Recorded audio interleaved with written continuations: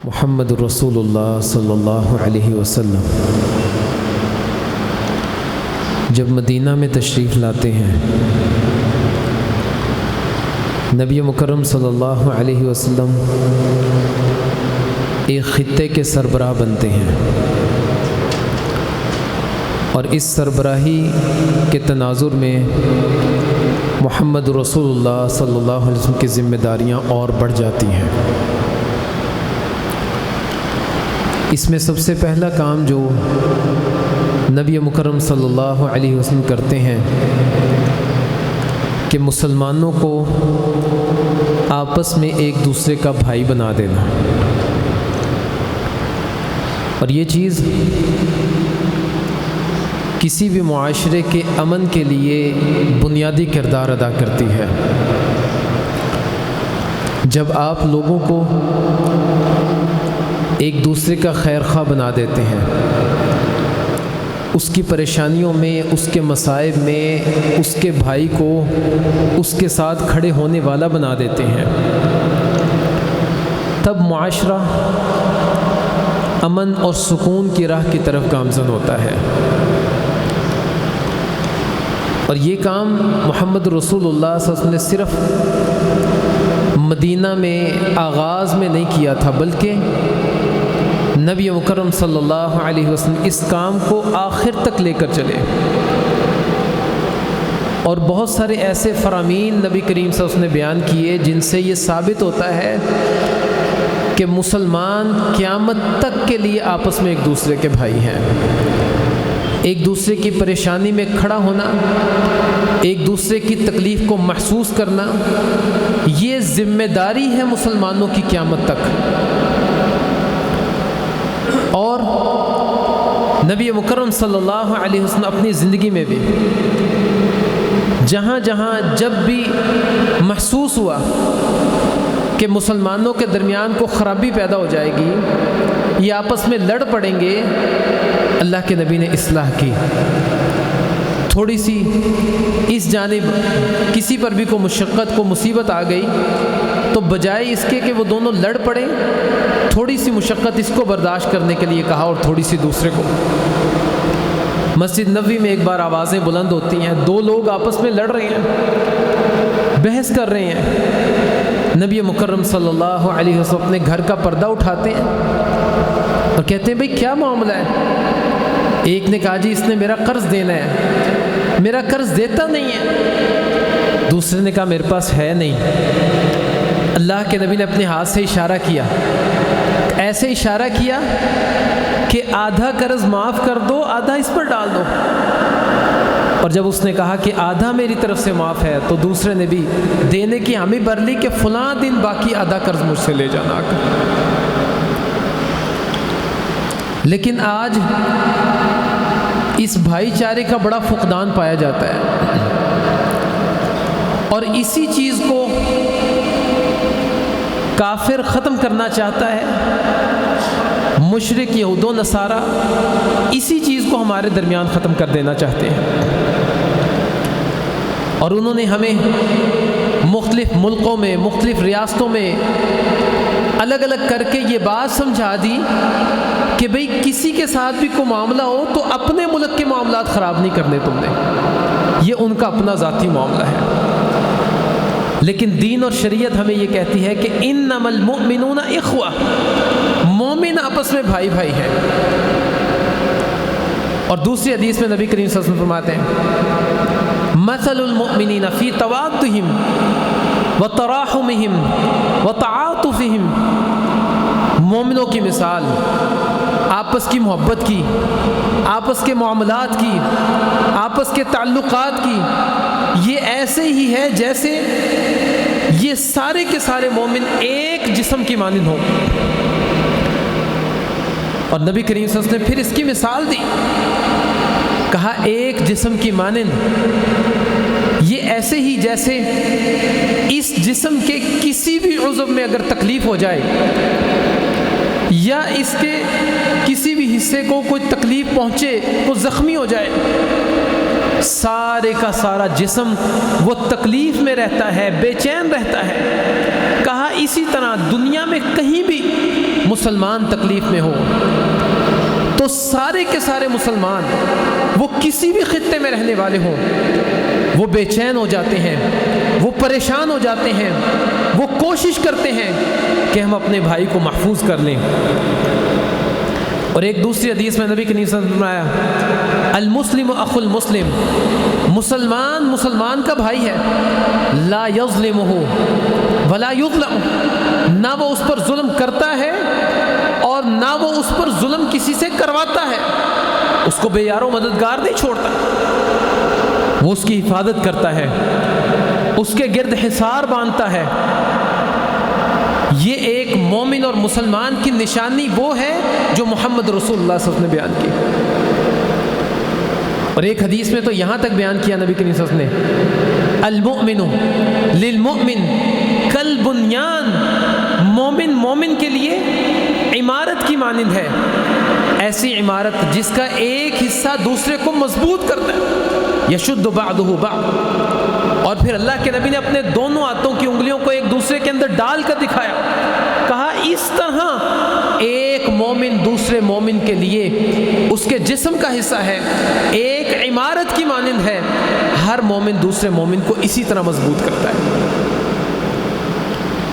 لیکن آج یہ مضبوطی نظر نہیں آتی۔ آج دنیا کے مختلف خطوں میں مومنوں پر ظلم ڈھائے جاتے ہیں، ہماری ماؤں بہنوں کی عزتوں کو لوٹا جاتا ہے، ہزاروں بچوں کو تہس نہس کر دیا جاتا ہے۔ معاملہ یہ نہیں ہے کہ ہمیں معلوم نہیں، بلکہ ان بچوں کے زخموں کو باقاعدہ ہمیں دکھایا جاتا ہے، لیکن ہم ٹس سے مس نہیں ہوتے، ہمارے اوپر ایک ذرے کے برابر بھی کوئی اثر نہیں ہوتا، ہماری آنکھ سے آنسو نہیں نکلتا، ہم آواز نہیں بلند کرتے۔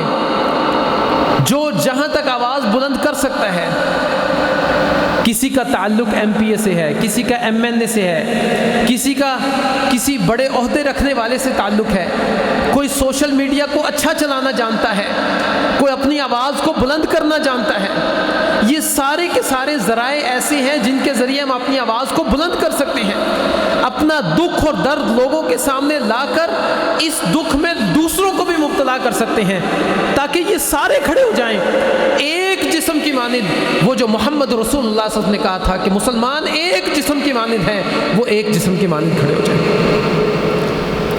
ہم نے یہ ساری ذمہ داریاں چھوڑ دی،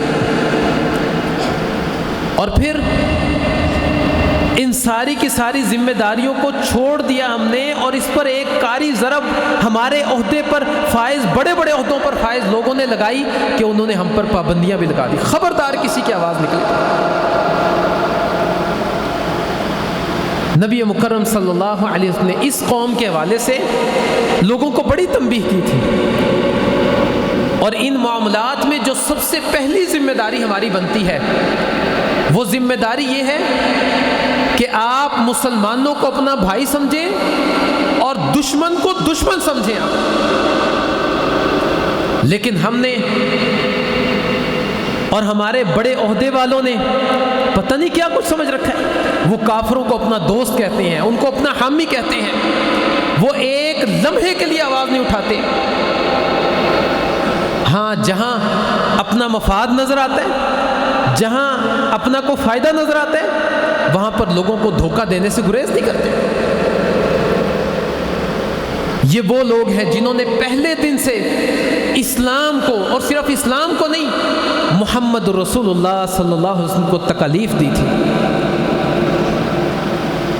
نبی کریم صلی اللہ علیہ وسلم نے، آپ محمد رسول اللہ صلی اللہ علیہ وسلم کی زندگی کو پڑھ کر دیکھیں، کوئی ایسا موقع جو یہود نے اپنے ہاتھ سے جانے دیا ہو، کوئی ایسا موقع نہیں۔ جہاں جہاں موقع ملا انہوں نے محمد رسول اللہ صلی اللہ علیہ وسلم کو تکالیف دی، اور یہی چیز قرآن کریم میں اللہ تعالیٰ کہتے ہیں، یا ایھا الذین آمنوا لا تتخذوا بطانۃ من دونکم لا یألونکم خبالا، اے مومنو ان لوگوں کو اپنا دوست نہ بنانا۔ بطانہ کہتے ہیں دلی دوست کو، کہا دلی دوست اور جگری دوست ان کو نہ بنانا۔ لا یألونکم خبالا، ایک لمحے کی بھی یہ مہلت نہیں چاہیں گے تم سے۔ ان کو جہاں موقع ملے گا یہ تم پر وار کریں گے۔ ایک طرف قرآن ہے جو ہمیں یہ کہتا ہے، دوسری طرف وہ جو ہمارے دانشور بہت سارے ایسے لوگ جو اپنے آپ کو بڑا سمجھدار جانتے ہیں وہ بڑی بڑی تعریفیں کرتے نظر آتے ہیں۔ دیکھو جی فلاں جگہ پر انہوں نے فائدہ دیا، فلاں جگہ پر۔ قرآن کیا کہتا ہے؟ یا ایھا الذین آمنوا لا تتخذوا الکافرین اولیاء من دون المؤمنین، ایمان والو کافروں کو دوست نہیں بنانا مومنوں کو چھوڑ کر۔ اتریدون ان تجعلوا للہ علیکم سلطانا مبینا، کیا تم اللہ کے خلاف، کیا تم اللہ کے ہاں اپنے خلاف کوئی دلیل موجود رکھنا چاہتے ہو؟ یعنی قیامت کے دن یہی دلیل تمہارے خلاف کافی ہوگی کہ تم نے مومنوں کو چھوڑ کر کافروں کو اپنا دوست بنا لیا تھا۔ یا ایھا الذین آمنوا لا تتخذوا اليہود والنصارى اولیاء بعضهم اولیاء بعض، ایمان والو یہود و نصارہ کو اپنا دوست نہ بناؤ۔ بعضهم اولیاء بعض، یہ آپس میں ایک دوسرے کے دوست ہو سکتے ہیں۔ ومن یتولہم منکم، جس نے بھی ان کو دوست بنایا تم میں سے، فاولئک هم الظالمون، یہ ظالم لوگ ہیں۔ یہ ساری قرآن کریم کی آیات ہیں، اور اس جیسی اور بہت ساری آیات ہیں قرآن کریم کے اندر جس میں اللہ تعالیٰ لوگوں کو تنبیہ کرتے ہیں کہ خبردار ان کے قریب نہ ہو جانا۔ اور آپ نبی کریم صلی اللہ علیہ وسلم کی سیرت کو پڑھ کر دیکھیں، ہر وہ شخص، ایک تو انہوں نے دھوکہ دیا، جیسے غزوہ خندق میں نبی مکرم صلی اللہ علیہ وسلم پر اور مسلمانوں پر، مدینہ پر ایک بڑے لشکر نے حملہ کیا، نبی کریم صلی اللہ علیہ وسلم نے خندق کھودی، اس کے ذریعے اپنا دفاع کیا، ان کے ساتھ معاہدہ موجود تھا، لیکن باہر سے اتنی بڑی پریشانی، اسی اثناء میں اندر سے انہوں نے غداری کر دی۔ اور دوسری جگہ نبی مکرم صلی اللہ علیہ وسلم نے پھر آ کر ان سے معاملات نپٹائے، جو بھی کیا۔ اور آپ سیرت کو پڑھ کر دیکھیں، ذرا سا غور کریں، توقف کریں، جس بندے نے یہود کی موافقت کی، محمد رسول اللہ صلی اللہ علیہ وسلم کی مخالفت کی، اللہ نے دنیا میں بھی اور آخرت میں بھی اس کو ذلیل کر کے رکھ دیا۔ بنو قینقاع کے واقعے کی طرف آپ ذرا نظر دوڑائیں، جس میں ایک سونار کی دکان پر ایک عورت گئی تھی، مسلمان عورت تھی۔ اس سونار نے، اس نے پردہ کر رکھا تھا، اس سونار نے اس کا پردہ، اس کا دوپٹہ پیچھے سے باندھ دیا کس چیز سے۔ اب جب یہ کھڑی ہوتی ہے تو پردہ کھل جاتا ہے۔ یہ یہود اور اس کے ساتھ جو دوسرے تھے ہنسنے لگتے ہیں۔ وہاں پر ایک مسلمان موجود ہے، غیرت آتی ہے اس کو، آگے بڑھ کر اس کو مارتا ہے، اور یہود بدلے میں اس کو مار دیتے ہیں۔ نبی مکرم صلی اللہ علیہ وسلم پر بات پہنچتی ہے کہ یہود نے یہ حرکت کی، حالانکہ معاہدہ تھا، توڑ دیا معاہدہ انہوں نے۔ اللہ کے نبی وہاں پر جاتے ہیں اور جا کر حکم دیا جاتا ہے کہ ان کے جتنے نوجوان ہیں ان کو قتل کر دیا جائے۔ عبداللہ بن ابی کلمہ پڑھنے والا ہے اور اسلام کا نام لیتا ہے، نبی کریم صلی اللہ علیہ وسلم کو رسول مانتا ہے۔ محمد رسول اللہ صلی اللہ علیہ وسلم کہتا ہے، اللہ کے نبی ان کو چھوڑ دیں، یہ میرے حریف ہیں، میرے ساتھی ہیں، ہمارا بڑا گہرا تعلق ہے، آپ چھوڑ دیں ان کو۔ اللہ کے نبی اس سے اپنے چہرے کو پھیرتے ہیں، دوسری جانب کر لیتے ہیں، یہ دوسری جانب سے آتا ہے، پھر نبی کریم صلی اللہ علیہ وسلم سے یہی کہتا ہے، اللہ کے نبی پھر چہرہ پھیرتے ہیں، اب کی بار تیسری جانب سے آ کر یہ نبی مکرم صلی اللہ علیہ وسلم کا گریبان پکڑتا ہے۔ نبی کریم صلی اللہ علیہ وسلم کہتے ہیں، جاؤ یہ تمہارے ہیں، ان کو لے جاؤ۔ ان کو جلا وطن کر دیا گیا، نکال دیا گیا۔ اللہ نے اس بندے کو جس نے یہ حرکت کی، اگرچہ یہ کلمہ پڑھتا تھا، اللہ نے نفاق کی حالت میں موت دی، اور جب محمد رسول اللہ صلی اللہ علیہ وسلم اس کے جنازے کے لیے کھڑے ہوئے، اللہ نے قرآن کریم نازل کر دیا، وَلَا تُصَلِّ عَلَىٰ أَحَدٍ مِّنْهُمْ مَاتَ أَبَدًا وَلَا تَقُمْ عَلَىٰ قَبْرِهِ، اے نبی نہ تو آپ دعا کریں گے اس پر، نہ آپ اس کی قبر پر کھڑے ہوں گے۔ انہم کفروا باللہ ورسولہ، اس نے اللہ اور اس کے رسول کے ساتھ کفر کیا، وماتوا وہم فاسقون، فسق کی حالت میں مرائے۔ یہ ذلت اور رسوائی اس وجہ سے کیونکہ زندگی میں یہود کی موافقت اور محمد رسول اللہ صلی اللہ علیہ وسلم کی مخالفت کی۔ اور اس کے مقابلے میں اگر کوئی شخص یہود کی مخالفت کرے، نبی کریم صلی اللہ علیہ وسلم کی موافقت کرے، اسلام کے مطابق فیصلہ کرے، اللہ اس کی شان کس قدر بلند کر دیتے ہیں۔ اسی غزوہ خندق کے بعد جب نبی کریم صلی اللہ علیہ وسلم نے یہود کے قلعے کا محاصرہ کیا، بغاوت کی تھی ان لوگوں نے، معاہدے کو توڑا تھا، آخر کار انہوں نے کہا، اندر سے پیغام بھیجا کہ سعد ہمارا جو فیصلہ کریں گے نا ہمیں وہ منظور ہے، اس کے علاوہ ہم باہر نہیں آنے والے۔ اللہ کے نبی نے کہا ٹھیک ہے، سعد رضی اللہ عنہ کو لایا جائے۔ یہ زخمی حالت میں موجود تھے اور انہوں نے اللہ سے یہ دعا کی تھی کہ اللہ جب تک مجھے وہ یہود جنہوں نے نبی کریم صلی اللہ علیہ وسلم سے بدعہدی کی ہے نا، جب تک ان کا انجام نہ مجھے دکھا دے، مجھے موت نہ دے۔ اللہ نے ان کو زندہ رکھا، اور پھر ایسا ہوا کہ یہود نے کہا بھی یہ کہ سعد ہمارا جو فیصلہ کریں گے ہمیں منظور ہے۔ سعد رضی اللہ عنہ کے اسلام سے پہلے ان کے ساتھ کچھ تعلقات تھے، اس بنا پر یہود نے کہا کہ سعد ہمارے ساتھ خیر خواہی والا معاملہ کریں گے، لیکن وہ نہیں جانتے تھے کہ سعد رضی اللہ عنہ حقیقی مسلمان ہے، وہ اسلام کے مطابق فیصلہ کریں گے۔ جب ان کو لایا گیا، نبی کریم صلی اللہ علیہ وسلم نے ان کے سامنے ساری بات رکھی، کہا تم جو فیصلہ کرو گے وہ ان کو منظور ہے۔ سعد رضی اللہ عنہ نے کہا ان کے بچوں کو اور ان کی عورتوں کو غلام بنایا جائے، لونڈیاں بنایا جائے، اور ان کے جتنے بالغ نوجوان ہیں سب کو قتل کر دیا جائے۔ نبی کریم صلی اللہ علیہ وسلم نے کہا کہ سعد تم نے وہ فیصلہ کیا جو اللہ نے فیصلہ کیا تھا، یعنی اللہ کے فیصلے کے موافق ہو گئے۔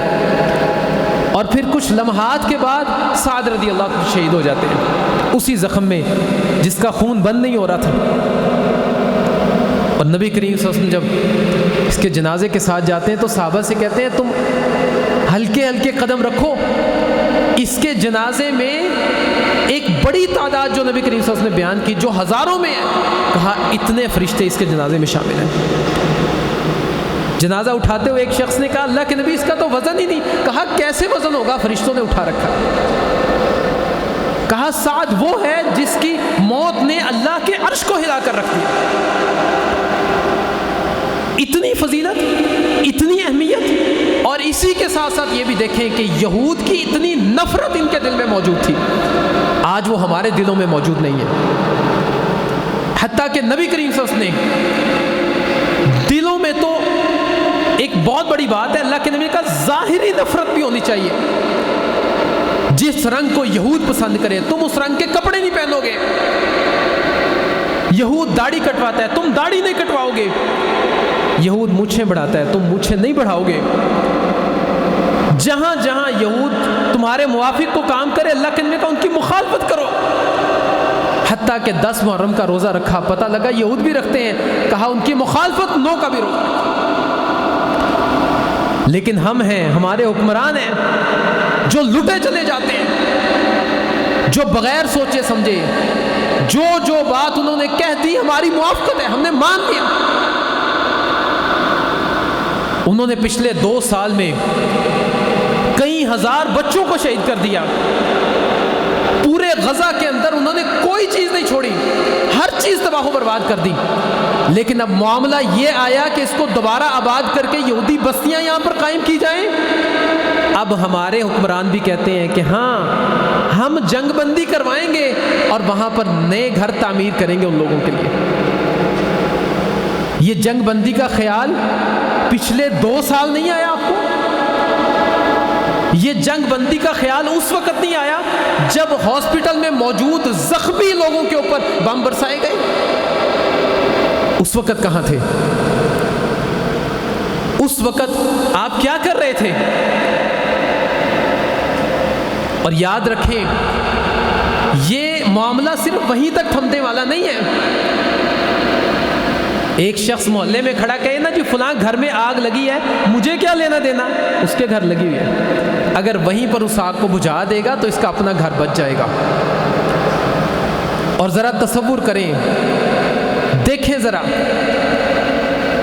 اب اسرائیل کے ساتھ اردن ہے، اس کے ساتھ شام ہے، اس کے ساتھ عراق ہے، پھر ایران ہے، پھر پاکستان۔ اس نے اردن کی ایٹمی پاور ختم کر دی، فوج ختم کر دی۔ عراق کے ساتھ جو کچھ کیا وہ آپ کے سامنے اور میرے سامنے ہے۔ شام میں جو کچھ کیا وہ، اب ان تینوں ممالک کے اوپر سے گزرنا، ان کے اندر سے گزرنا اس کے لیے کوئی مسئلہ نہیں۔ درمیان میں ایک ہی رہ جاتا ہے، اس کے ساتھ بھی جھڑپیں ہیں، اگر وہ ختم ہو جاتا ہے تو باری آپ کی ہے۔ وہ کوئی حامی نہیں ہے آپ کا، اگر وہ آپ کا حامی ہوتا تو قرآن ان کی مخالفت میں نہ اترا ہوتا۔ قرآن میں ایک جگہ نہیں، کئی جگہ اللہ نے کہا یہود و نصارہ کو اپنا دوست نہ بنانا، یہود و نصارہ کو اپنا دوست نہ بنانا۔ کئی مقامات پر اللہ تعالیٰ نے کہتے ہیں یہ کبھی تمہارے دوست نہیں ہو سکتے، یہ تمہیں نقصان پہنچائیں گے، جہاں موقع ملا نقصان پہنچائیں گے، یہ قرآن کہتا ہے، لیکن ہم اس چیز کو ماننے کے لیے تیار نہیں، اور جتنی ڈھیل دیں گے اتنا کام خراب ہوگا۔ ذرا نبی کریم صلی اللہ علیہ وسلم کی سیرت کو پڑھ کر دیکھیں، جہاں جس بندے نے ان میں سے کوئی ایک ذرے کے برابر بھی حرکت کی، اللہ کے نبی نے فوراً پکڑ کر لی، معاملہ آگے نہیں بڑھا۔ نبی کریم صلی اللہ علیہ وسلم ایک بار نکلے تو دیکھا کہ ایک بچی شدید ترین زخمی حالت میں موجود ہے، اس کے سر کو کچلا گیا ہے۔ نبی کریم صلی اللہ علیہ وسلم نے زخمی حالت میں اس سے پوچھا کون ہے، نہیں بول سکی، اس کے سامنے نام لینے شروع کر دیے جن پر شک تھا، فلاں ہے فلاں ہے فلاں ہے، آخر کار ایک یہودی کا نام لیا، اس نے کہا جی۔ نبی کریم صلی اللہ علیہ وسلم نے کہا اس کو پکڑ کر لے آؤ، اس کو پکڑ کر لایا گیا، اس سے پوچھا تو نے مارا، آخر مان گیا۔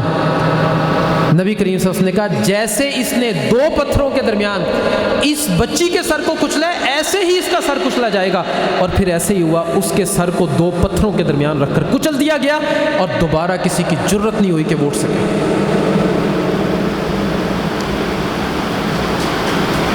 اور آج ہم پتہ نہیں کس روح سے ہم کہتے ہیں مسلمان بچوں کو مارا جاتا ہے، ہم کہتے ہیں نہیں نہیں، اسلام امن کا دین ہے، اسلام یہاں پر امن کا دین نہیں ہے۔ اور یاد رکھیں اسلام امن کا دین ہے، اس کا مطلب امن کو قائم کرنے والا دین ہے۔ جہاں جہاں فساد ہوگا وہاں پر اسلام وہ اپنا بدلہ لے گا اور وہاں پر امن قائم کرے گا۔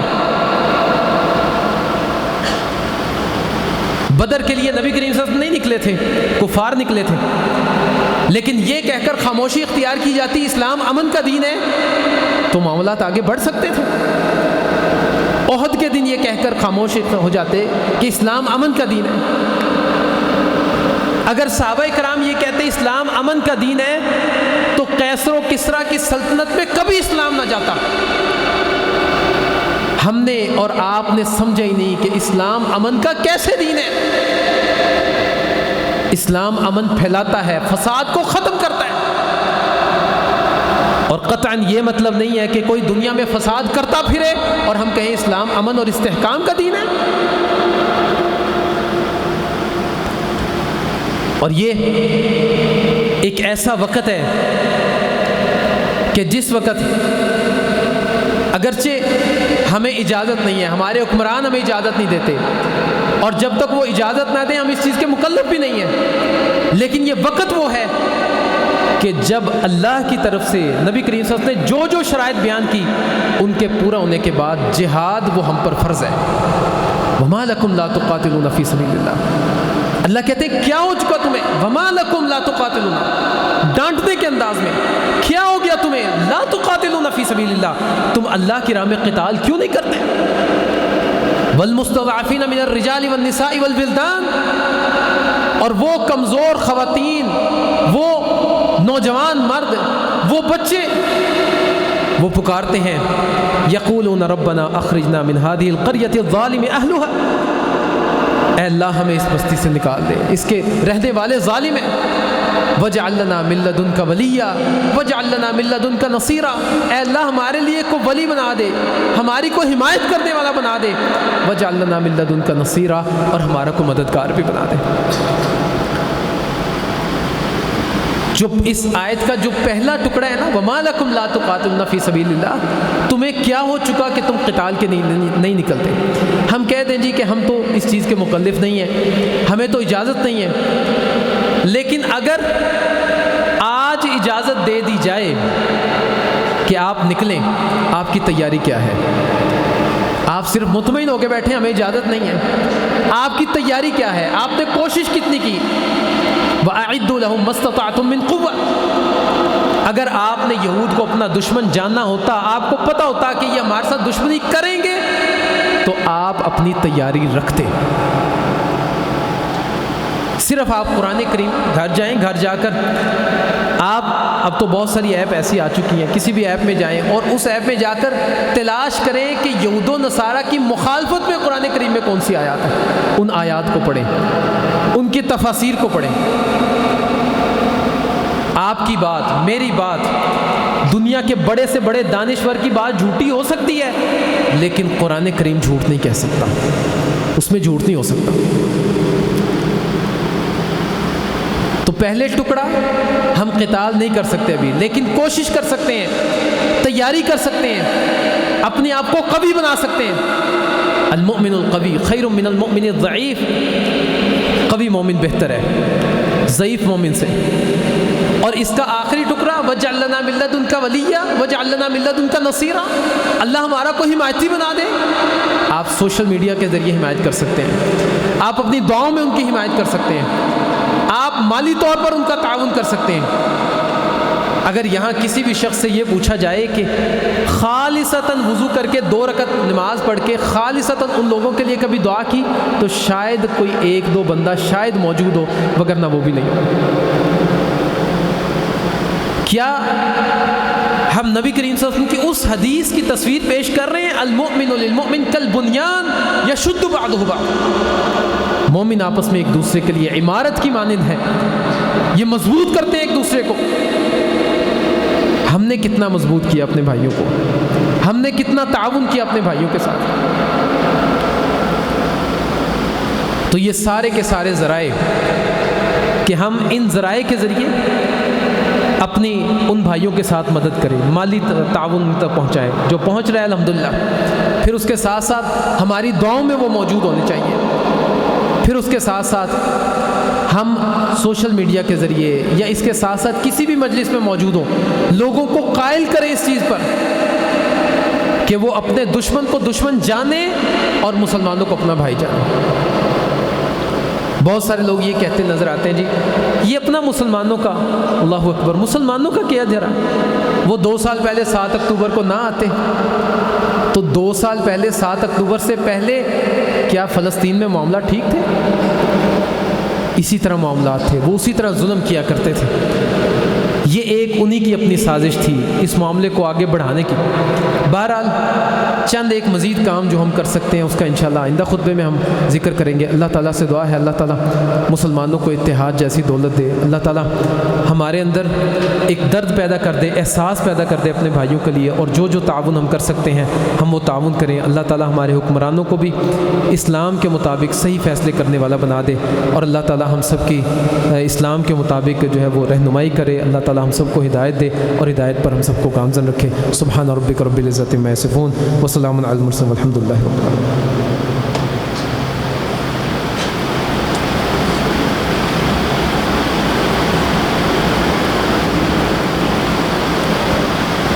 إن الحمد لله نحمده ونستعينه ونستغفره ونؤمن به ونتوكل عليه ونعوذ بالله من شرور أنفسنا ومن سيئات أعمالنا من يهده الله فلا مضل له ومن يضلل فلا هادي له أشهد أن لا إله إلا الله وحده لا شريك له وأشهد أن محمدا عبده ورسوله۔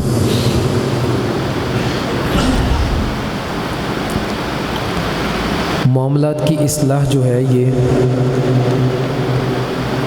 ہماری اپنی اصلاح کے ساتھ جڑی ہوئی ہے۔ جس دن ہم نے اپنی اصلاح کر لی، اپنے آپ کو درست کر لیا، معاملات وہ درست ہونا شروع ہو جائیں گے۔ اور نبی کریم صلی اللہ علیہ وسلم نے کہا کہ قیامت کے قریب معاملات خراب ہوں گے، حتیٰ کہ اتنے خراب ہوں گے کہ کوئی کسی کو نیکی کی دعوت نہیں دے گا، کوئی کسی کو برائی سے روکے گا نہیں۔ ایک شخص نے پوچھا اللہ کے نبی یہ کب ہوگا؟ نبی کریم صلی اللہ علیہ وسلم نے 4 وجوہات بیان کی۔ کہا جب اچھے لوگ لوگوں کو فریب دینا شروع کر دیں گے، دھوکہ دینا شروع کر دیں گے، اور برے لوگ قبیح برے افعال اور اقوال کی طرف جائیں گے۔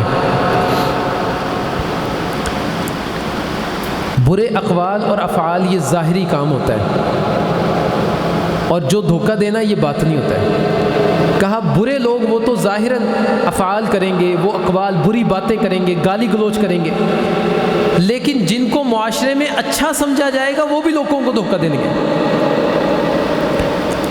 جب تمہاری حکومتیں، تمہاری سربراہیاں چھوٹے اور ذلیل لوگوں کو دے دی جائیں گی، اور چوتھے نمبر پر کہا جب تمہیں دین سمجھانے والے لوگ وہ کم حیثیت والے ہو جائیں گے کہ ان کو خود کچھ نہیں پتہ ہوگا۔ یہ چاروں نشانیاں تقریباً ہمارے اندر موجود ہیں، اور اب مکمل تو نہیں، اب وہ دور اس کی جھلک نظر آتی ہے کہ کوئی کسی کو نیکی کی دعوت نہیں دیتا۔ کوئی شخص برائی کر رہا ہے تو دوسرا کہتا ہے مجھے کیا لینا دینا، وہ خود کر رہا ہے۔ تو اس حدیث پر اگر غور کریں تو معاشرے کا امن اور سکون ہماری اپنی اصلاح کے ساتھ جڑا ہے۔ یعنی جب یہ کام ختم ہو جائیں گے، اچھے لوگ دھوکہ دینا چھوڑ دیں گے، برے لوگ کبھی افعال اور اقوال ترک کر دیں گے، معاملہ ختم ہو جائے گا۔ لوگ نیکی کی طرف آئیں گے، دوسروں کو نیکی کی دعوت دیں گے، برائی سے خود بھی رکیں گے، دوسروں کو بھی روکیں گے۔ تو سب سے پہلے آپ اپنی اصلاح کی طرف غور و فکر کریں۔ ہمارے اندر جوش بڑھا ہے، جذبہ بڑھا ہے، ہم بہت کچھ کرنا چاہتے ہیں، لیکن ہم چونکہ اسلام سے دور ہیں اس لیے ہمارا جوش اور جذبہ ٹھنڈا پڑ جاتا ہے۔ ہم اٹھتے ہیں، بہت کچھ کرنا چاہتے ہیں، لیکن ہم کر نہیں پاتے۔ جس دن ہم اسلام کو اپنا دین مانیں گے، حقیقی دین، اور صرف دعووں سے نکل کر ہم باہر آئیں گے، محمد رسول اللہ صلی اللہ علیہ وسلم کو تو ہم مانتے ہیں، جب ان کی ماننا شروع کر دیں گے، ان کی باتوں پر عمل کرنا شروع کر دیں گے، تب معاملات درست ہونا شروع ہو جائیں گے۔ تو اس لیے سب سے پہلے اپنی اصلاح، اپنے گھر والوں کی اصلاح کریں، اپنے آپ کو، اپنے گھر والوں کو اس چیز پر کھڑا کریں، اپنے جسم کو قوی بنائیں، طاقتور بنائیں، کہ آج اگر مجھے کہہ دیا جائے تو میرے اندر قوت ہے اٹھنے کی، میں 2 کلومیٹر بھاگ سکتا ہوں، دوڑ سکتا ہوں، کو وزن اٹھا سکتا ہوں۔ یہ سب کچھ آپ کو پتہ ہونا چاہیے۔ تو یہ آج کے خطبے میں ہم نے جو گفتگو کی ہے وہ یہ کہ یہود ہمارا دشمن ہے۔ یہ میں نہیں کہہ رہا ہوں، یہ قرآن کہہ رہا ہے، اور قرآن کریم کی متعدد آیات میں نے آپ کے سامنے پڑھی بھی، اور جتنی پڑھی اس سے زیادہ آیات ابھی میں نے نہیں پڑھی۔ تو جب قرآن کہہ رہا ہے تو قرآن کی ایک ایک بات کو ماننا وہ ہمارے لیے لازم ہے۔ اور اگر آپ یہ کہیں کہ اگر دوست بنا بھی لیا جائے تو کیا حرج ہے، تو وَمَن يَتَوَلَّهُم مِّنكُمْ فَأُولَٰئِكَ هُمُ الظَّالِمُونَ، جو بھی ان کو دوست بنائے اللہ کے ہاں یہ ظالموں میں شامل ہوتا ہے۔ اور دوسری چیز، المؤمن اخو المسلم، مومن اور مسلمان آپس میں بھائی بھائی ہیں۔ کلمہ پڑھنے والا وہ آپ کا بھائی ہے، اس کو بھائی جانیں، ان کے لیے کھڑے ہو جائیں، ان کے لیے جو کچھ آپ کر سکتے ہیں کریں، اور جب آپ کھڑے ہو جائیں گے تو اللہ آپ کی مدد کرے گا۔ واللہ فی عون العبد ما کان العبد فی عون اخیہ، جب تک بندہ اپنے بھائی کی مدد میں ہوتا ہے اللہ تعالیٰ اس کی مدد میں ہوتا ہے۔ تو ہر شخص اپنا کردار اس حوالے سے ادا کرے۔ آپ اس حوالے سے کوئی حدیث جانتے ہیں، اس حدیث کو اپنا موبائل سامنے رکھیں، اس کو ریکارڈ کریں، وہ حدیث لوگوں تک پہنچا دیں، لوگوں کو معلوم پڑ جائے۔ قرآن کریم کی ان آیات کو تلاش کریں، ان آیات کو نکالیں، ان کو اپنا سٹیٹس بنائیں، لوگوں کو بتائیں کہ قرآن یہود و نصارہ کے حوالے سے یہ کہتا ہے۔ یہ ہم سب کی ذمہ داری ہے۔ اللہ تعالیٰ عمل کرنے کی توفیق عطا فرمائے۔ اللہ تعالیٰ ہم سب کا حامی و ناصر ہو۔ اللہ تعالیٰ ہم سب کے ساتھ خیر والا معاملہ کرے۔ اللہ تعالیٰ مسلمانوں کو جہاں جہاں وہ تکالیف میں ہیں اللہ تعالیٰ ان کی تکالیف کو دور کر دے۔ جتنے لوگ مسلمانوں کا اور اسلام کا نام مٹانے کی کوشش کرتے ہیں اللہ تعالیٰ ان کو نیست و نابود کر دے۔ اللہ تعالیٰ دنیا میں اسلام کے ذریعے امن کو قائم کر دے، مسلمانوں کو صحیح معنوں میں اسلام پر عمل کرنے والا بنا دے۔ سبحان ربک رب العزت عما یصفون وسلام علی المرسلین والحمد للہ رب العالمین۔